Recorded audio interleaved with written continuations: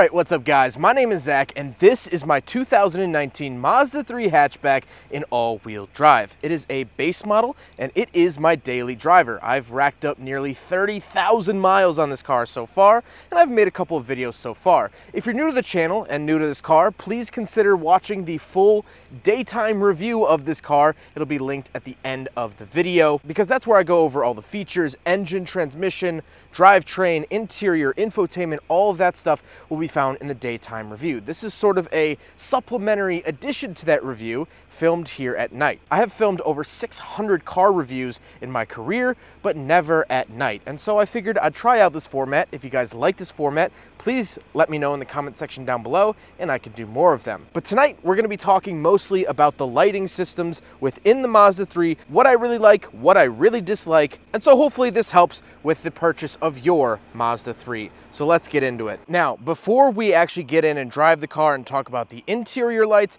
let's talk about the exterior lights, and I want to start off with the tail lights. I absolutely love these taillights when you unlock the car. After a long night of seeing friends, going to a show, whatever it may be, when you unlock the car, the taillights do a fun little wake up like so. I love the look of these taillights. I think they are spectacular. I think they're aggressive. I think they're really good looking, and I love it when they light up. Same goes for the turn signal. Is actually the amber right here in the middle you see lighting up. Love that look as well. But I think overall the LEDs in the back are very impressive, very, very stylish. Here is what the third brake light looks like. And of course you get an LED license plate light as well.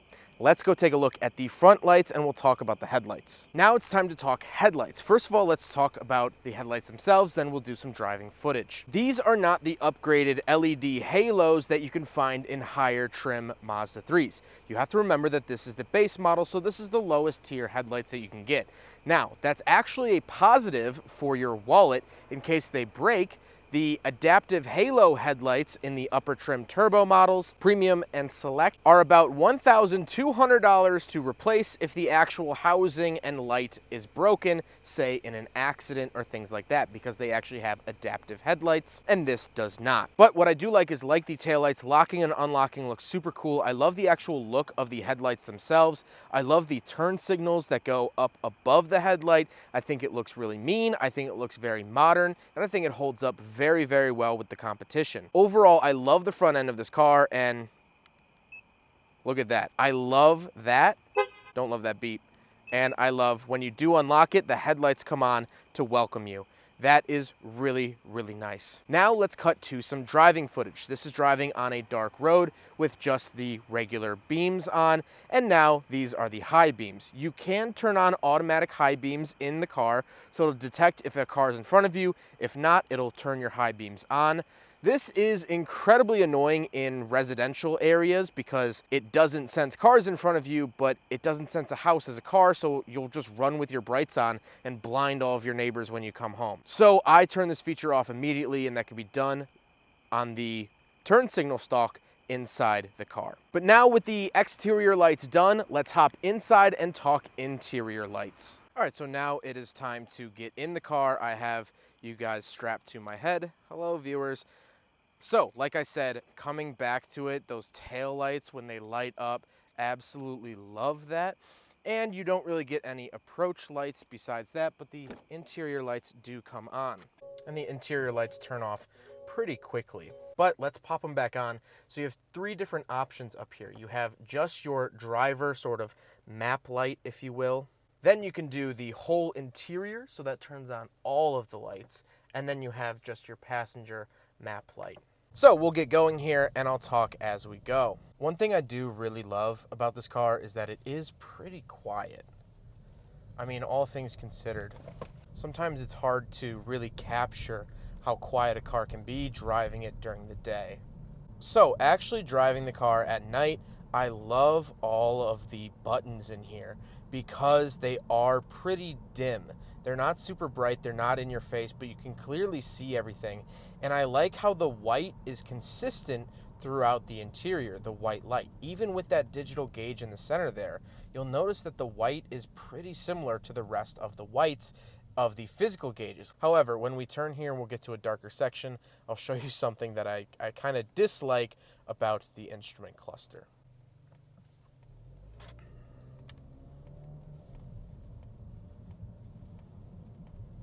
So here in the Mazda, you have two different levels of dimmer for the gauge cluster and center screen.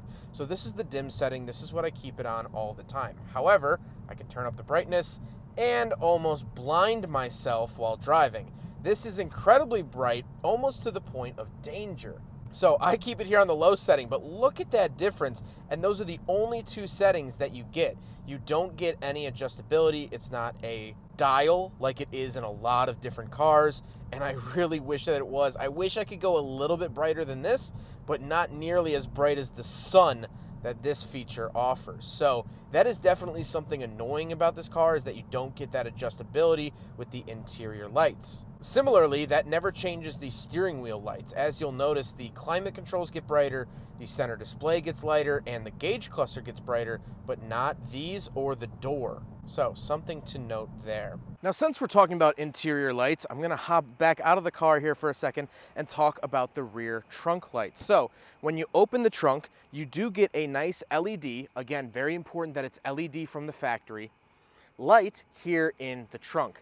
It is pretty nice. As you can see, it illuminates it okay. However, if you're traveling, like I recently went out to Colorado and Orlando and things like that, if you have anything up against this one light, it blocks it off. It blocks it off for the rest of the trunk. If you have any sort of luggage, if you have a lot of luggage back here, that is a downside. And this privacy cover, while it is nice and I love running it, doesn't let a whole lot of natural light in as well. So that is a downside, that there's only one trunk light and it's easily covered up if you do have something tall. But other than that, it's not bad.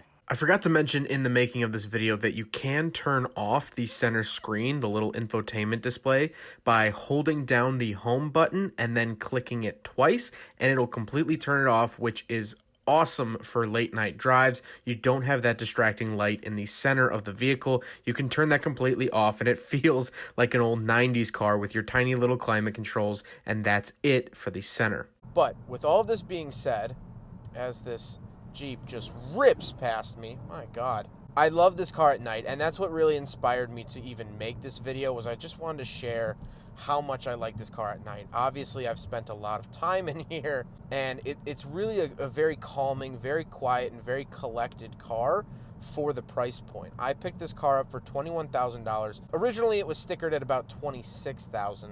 And so that's not that expensive for really the premium ride that I feel in here. I think this feels nicer than $21,000 or even $26,000. I feel like I'm in a $30,000 car, which is always nice to feel like I got a nice bargain there. So that's what it's like to own a Mazda 3 hatchback at night.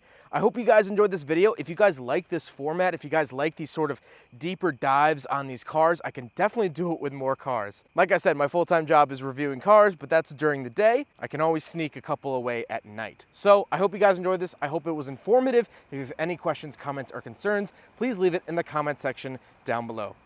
Take care.